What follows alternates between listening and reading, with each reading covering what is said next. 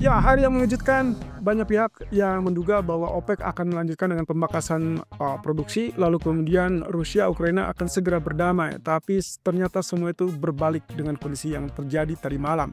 So, kira-kira apa yang menggerakkan market? Ini dia ulasannya. Ya, ada tiga hal di sini yang menggerakkan market selain data ekonomi tentunya, tapi kita abaikan terlebih dulu karena inilah yang besar yang menggerakkan market sampai akhirnya terjadi perubahan tren, terutama untuk indeks saham yang mengalami penurunan atau tergelincir lebih tepatnya di malam hari setelah ada pengumuman dari Trump terkait dengan kebijakan tarik. Dan ini seperti yang kita kemarin sempat singgung ya. Kalau misalnya kita bicara tentang ketidakpastian atau kekhawatiran atau kecemasan market, maka itu mengarah kepada risk aset yang bisa dibilang risk off ya, atau selera terhadap risiko itu mundur. Artinya disitulah letaknya kita akan melihat safe haven lebih ditunggu ataupun lirik, kemudian risk asset ditinggalkan atau dilepas, dan itu yang terjadi pada pasar saham yang mengalami penurunan. Kemudian yang kedua adalah kaitannya dengan OPEC yang ternyata secara mengejutkan memberikan keputusan yang tidak diduga-duga. Ya, ini sebetulnya kalau kita bilang kejutan yang secara spesifik mungkin perubahan aturan, ternyata tidak juga, karena memang dari sejak pertemuan terakhir di bulan Desember yang lalu mereka sudah punya agenda kurang lebih akan melanjutkan pemangkasan itu atau pemangkasan produksi lebih tepatnya sampai ke akhir kuartal pertama 2025.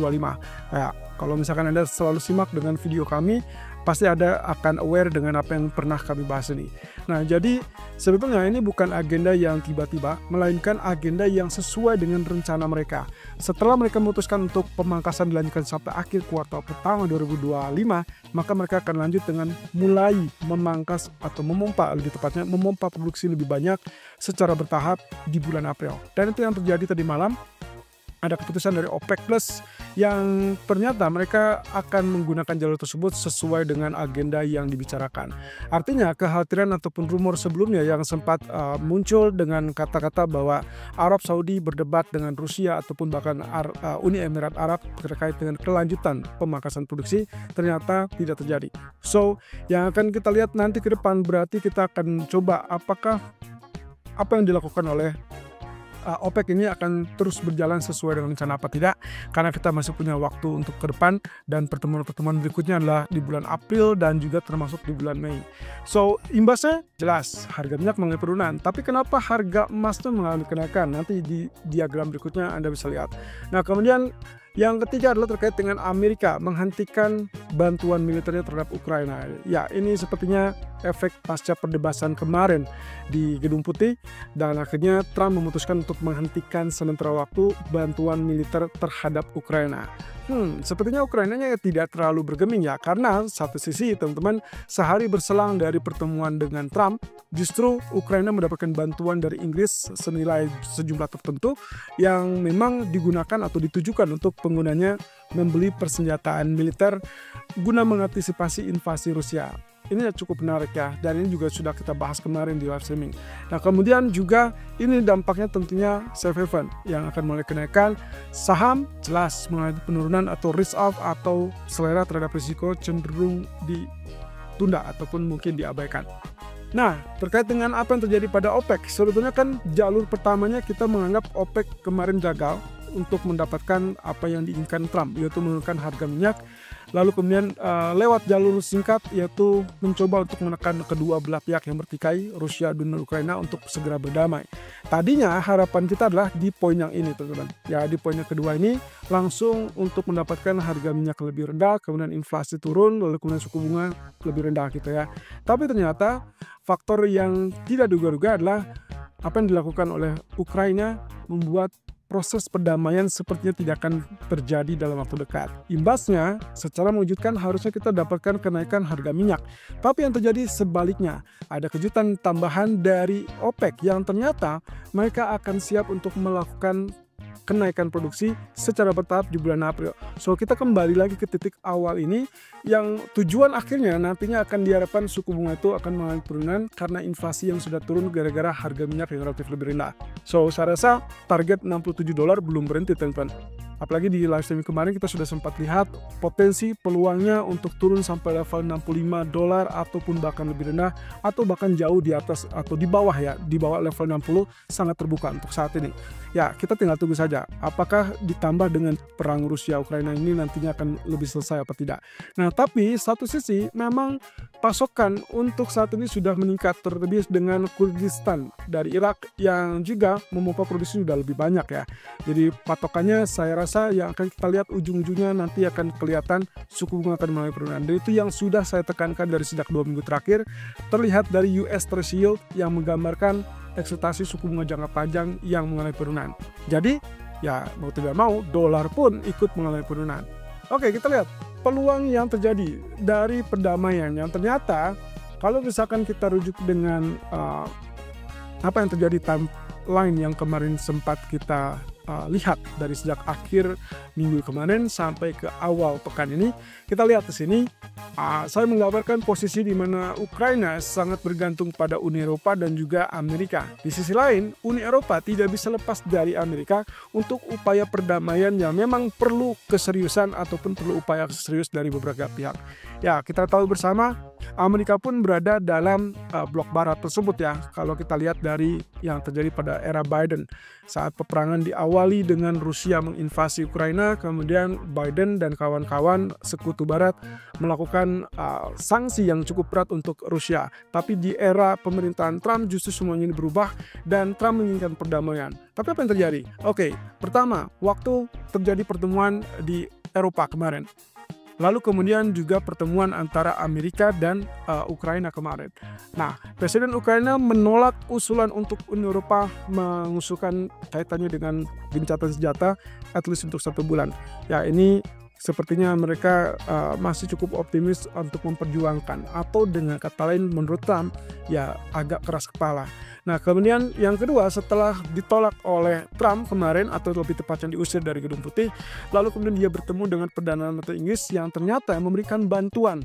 Bantuan ini bukan murni uang Inggris, teman-teman, melainkan hasil atau dana hasil pembukuan aset Rusia. Bayangkan bagaimana nanti respon Rusia mengetahui bahwa dananya sudah digunakan untuk Ukraina. Padahal itu sebetulnya akan berjalan dengan sendirinya kalau terjadi kesepakatan perdamaian, karena Trump sudah mengagendakan hal tersebut ya. Jadi sudah merencanakan kalau misalkan ternyata terjadi perdamaian, nantinya adalah Rusia diharuskan untuk mencairkan beberapa aset yang ditunda ataupun dibekukan itu, dan sebagian besar atau mungkin sebagian kecil itu akan digunakan untuk pembangunan kota-kota yang hancur di Ukraina. Nah, tapi ternyata karena prosesnya agak rumit, sekarang yang kita lihat adalah Perdana Menteri Inggris menggunakan dana tersebut untuk membantu Ukraina. Lucunya, dia membantu tersebut dengan alasan adalah untuk membeli persenjataan militer guna mengantisipasi invasi Rusia lebih lanjut. Wow, agak berseberangan karena di satu sisi saat kita tahu tadi malam Amerika justru menghentikan bantuan militernya untuk memberikan pelajaran berharga untuk Zelensky terutama. Ya, bagi Trump, dia melihat ada ketidakseriusan atau lebih tepatnya ada ketidakinginan untuk proses perdamaian lebih lanjut. Nah, hal ini justru yang akan kita lihat nantinya mungkin akan berlanjut dengan posisi bahwa perdamaian Rusia ataupun Ukraina kelihatannya agak sedikit tertunda atau mungkin bahkan terlalu jauh ya. Bahkan Presiden Zelensky sendiri mengatakan bahwa untuk perdamaian sangat-sangat jauh. Dan itulah yang memicu kenapa Trump bereaksi berlebihan atau kecewa lebih tepatnya, sehingga nantinya kita mungkin akan lihat beberapa waktu ke depan apakah Ukraina akan tetap seperti itu atau ada tekanan dari Uni Eropa untuk ya setidaknya menerima keterlibatan dari Amerika.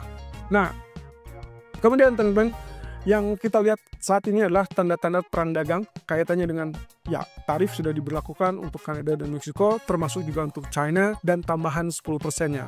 Seperti yang kita lihat timeline-nya adalah kurang lebih diawali dengan kebijakan tarif yang diberlakukan per 3 Februari kemarin, 10% kenaikan tarif dari Amerika untuk China, lalu kemudian itu langsung berlaku. Padahal Kanada dan Meksiko itu dipending sampai 1 bulan, yaitu tepatnya untuk bulan Maret ya.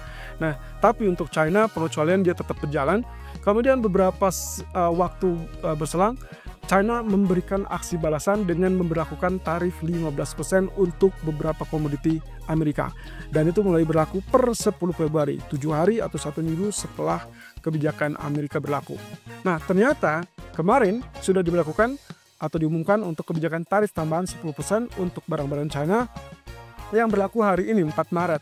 Nah, responnya adalah China langsung menghukum Amerika dengan kebijakan tarif tambahan 15% untuk impor daging ayam, gandum, jagung, ataupun kapas Amerika. Nah, tidak hanya itu, ternyata ada tambah lagi 10% untuk kedelai, jagung, ataupun daging babi, daging sapi, dan lain-lain. Di sini semua akan berlaku 10 Maret. Sepertinya agendanya mirip dengan apa yang terjadi sebelumnya ya. Nah, artinya di sini terjadi respon ataupun reaksi dari China, sehingga inilah yang memicu kekhawatiran terkait dengan perang dagang, teman-teman. Dan kalau misalkan terus berlarut, ya otomatis ini akan membebani kinerja dari pasar saham atau indeks saham global, dan tentunya safe haven akan kembali dilirik. Oke, berarti kita sudah lihat agenda yang tersebut yang sangat terlihat jelas tadi malam. Nah, ada tambahannya, ternyata Amerika juga memasukkan China dengan Jepang sebagai negara yang memanipulasi mata uangnya. Tuduhan ini tidak beralasan menurut Jepang, tapi kalau kita lihat dari cerita atau rekod lamanya, sebetulnya tuduhan tersebut sudah usang atau sudah cukup lama ya. Apalagi kalau untuk China. Amerika selalu menuduh China itu adalah negara yang memanipulasi mata uang demi keuntungan pribadi, terutama untuk kasus perdagangan ya. Karena kalau misalkan mata uangnya lemah, maka negara-negara tersebut relatif lebih ringan untuk mendapatkan ya katakanlah barang-barang mereka laku di pasaran. Sebaliknya justru akan menjadi kesulitan untuk pihak Amerika karena dinilai lebih mahal dibandingkan negara lainnya, sehingga akhirnya stuck. Dan itulah yang membuat kenapa perusahaan-perusahaan Amerika menurut Trump sulit bersaing dengan Jepang, China, ataupun negara-negara lainnya. Nah, alhasil ini yang akan kita soroti, teman-teman, terutama untuk Jepang. Padahal kita tahu bersama kalau Jepang itulah yang dikenal dengan intervensi mata uangnya. Dan bahkan beberapa kali terjadi setiap ada spike ataupun kenaikan dari USD Japanese Yen yang berarti kelemahan ataupun pelemahan mata uang yen, justru intervensi tersebut mengundang ya reaksi juga dari Amerika, dan itu negatif. Nah, lalu kemudian dihentikanlah intervensi dan akhirnya terfokuslah dengan kondisi ekonomi. So, yang saya bicarakan ini adalah kemungkinan untuk potensi kenaikan suku bunga dari BOJ yang dipercepat karena memang ya otomatis dengan tuduhan Amerika ini mau tidak mau punya alasan yang lebih tepat untuk mengontrol atau mengendalikan mata uang mereka untuk tidak terlalu lemah. Artinya di sini kebijakan yang akan didukung dengan data ekonomi seperti misalkan inflasi yang mulai kenaikan, kemudian tingkat konsumsi domestik yang juga sudah mulai kenaikan, jangan lupakan kenaikan gaji ataupun upah, maka kemungkinan semua itu akan ya didefinisikan sebagai dukungan untuk menaikkan suku bunga lebih lanjut. Jadi kita akan lihat di sini dalam pertemuan bulan Maret kira-kira BOJ apakah akan menjadikan kejutan atau mereka tidak akan menaikkan lebih dulu. Karena isunya mereka baru akan menaikkan kurang lebih di bulan Mei ataupun di bulan Juli. Oke, agenda penting untuk hari ini kita akan lihat dan sekaligus mendengarkan apa yang akan terjadi ataupun diputuskan dari pertemuan parlemen tahunan China. Ini adalah hari pertama dan sayangnya tidak banyak bocoran yang bisa terjadi karena memang China menganut prinsip untuk tertutup. Dan bahkan kalaupun kita dapatkan berita bukan dari media lain, tapi melainkan media pemerintah yang notabene entah bisa dipercaya apa tidak menurut beberapa pihak. Tapi kita akan tunggu. Setidaknya akan terjadi pertemuan dalam 2 hari, hari ini dan besok, sehingga yang paling diharapkan adalah terkait dengan komitmen mereka untuk stimulus fiskal. Apakah akan terjadi apa tidak? Yang jelas, Hang Seng untuk saat ini stuck. Dan kita belum lihat lagi kenaikan di atas 24.000 ataupun bahkan minimal di atas 23.400. Tapi yang jelas, kalau misalkan stimulus tersebut ada, maka hati-hati, kemungkinan Hang Seng akan lebih cepat melejit daripada Wall Street.